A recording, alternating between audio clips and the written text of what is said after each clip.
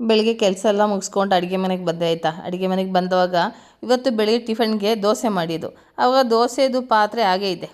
ಅವಾಗ ನಾನು ಅದರಲ್ಲಿ ಒಂದು ಚೂರು ಇಟ್ಟಿದ್ದೆ, ಜಾಸ್ತಿ ಇಲ್ಲ, ಎಲ್ಲ ದೋಸೆ ಮಾಡಿ ಖಾಲಿ ಮಾಡ್ಕೊಂಡಿದ್ದೀನಿ. ಈ ಹಿಟ್ಟು ಏನು ಮಾಡ್ಕೋಬೋದು ಅಂತ ಯೋಚನೆ ಮಾಡ್ತಾಯಿದ್ದೆ. ಅವಾಗ ನನಗೊಂದು ಐಡಿಯಾ ಬಂದಾಯ್ತಾ. ಇದು ನಿಜವಾಗ್ಲೂ ನಾನು ಯಾವಾಗಲೂ ಮಾಡೋವಂಥದ್ದೇ, ಆದರೆ ನಿಮಗೆ ತೋರ್ಸೋಕ್ಕೆಂದೇ ನಾನು ಈ ವಿಡಿಯೋ ನಿಮ್ಮ ಜೊತೆ ಶೇರ್ ಮಾಡ್ತಿರೋದಾಯ್ತಾ.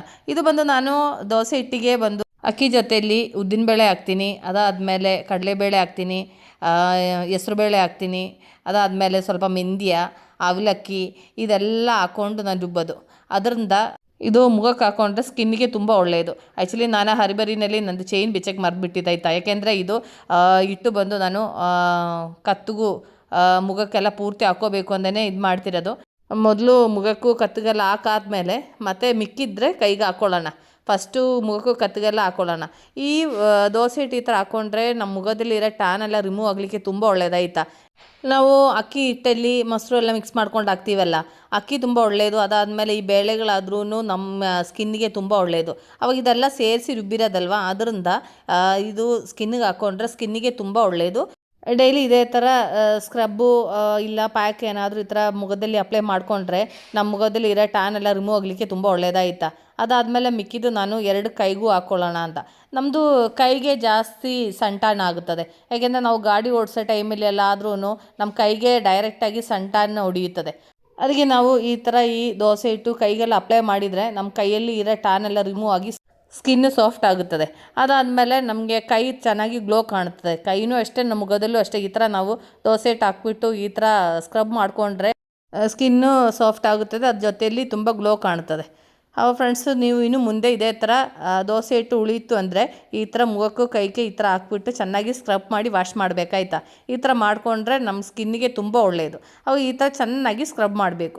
ನಾನಿದೊಂದು 10-15 ನಿಮಿಷ ಇದು ಚೆನ್ನಾಗಿ ಒಣಗ್ಲಿಕ್ಕೆ ಬಿಡ್ತೀನಿ. ಒಂದು 15-20 ನಿಮಿಷ ಆದಮೇಲೆ ಸ್ಕ್ರಬ್ ಮಾಡಿ ವಾಶ್ ಮಾಡಿದೆ. ಯಾಕೆಂದರೆ ಈಗ ಕೈಗೂ ಮೈಗೆಲ್ಲ ಹಾಕ್ಕೊಂಡಾದ್ಮೇಲೆ ನನಗೆ ಸ್ನಾನ ಮಾಡದೆ ಏನು ಮಾಡ್ಕೊಳಕ್ಕಾಗಲ್ಲ.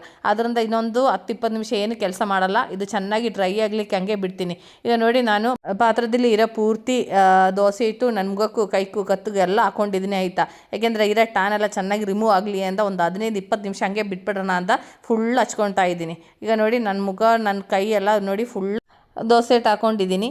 ಇನ್ನೂ ಅದರಲ್ಲಿ ಒಂದು ಚೂರು ಇದೆ ಆಯಿತಾ. ಯಾಕೆಂದರೆ ವೇಸ್ಟ್ ಮಾಡೋದು ಬೇಡ ಅಂತ ಪೂರ್ತಿ ಅದರಲ್ಲಿ ಇರೋದೆಲ್ಲ ಹಂಗೆ ತೆಗೆದುಬಿಟ್ಟು ಕೈಗೂ ಮುಖಕ್ಕೆಲ್ಲ ಹಾಕ್ಕೊಳ್ತಾ ಇದ್ದೀನಿ. ನೋಡಿ, ಪೂರ್ತಿ ಖಾಲಿ ಆಗೋಗಿದೆ. ಆ ಪಾತ್ರದಲ್ಲಿ ಎಷ್ಟು ಇತ್ತು ಅದೆಲ್ಲ ಫುಲ್ಲು ಖಾಲಿ ಮಾಡ್ಕೊಂಡಿದ್ದೀನಿ. ಇನ್ನು ಅದು ಪಾತ್ರೆ ತೊಳೆಯೋ ಅವಶ್ಯಕತೆ ಇಲ್ಲ, ಆ ಥರ ನಾನು ಫುಲ್ಲು ಡ್ರೈ ಮಾಡ್ಕೊಂಡಿದ್ದೀನಿ. ಇನ್ನಿದೊಂದು 15-20 ನಿಮಿಷ ಹೀಗೆ ಬಿಟ್ಬಿಡೋಣ. ಇದೊಂದು ಚೆನ್ನಾಗಿ ಒಂದು ಡ್ರೈ ಆಗಲಿ. ಡ್ರೈ ಆದಮೇಲೆ ವಾಶ್ ಮಾಡಬೇಕು.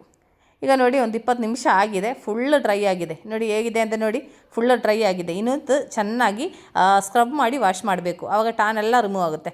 ಆವಾಗ ನಾನು ಫುಲ್ಲು ಸ್ಕ್ರಬ್ ಮಾಡಿ ವಾಶ್ ಮಾಡಿ ಸ್ನಾನ ಮಾಡಿಬಿಟ್ಟು ಬರ್ತೀನಿ ಆಯಿತಾ.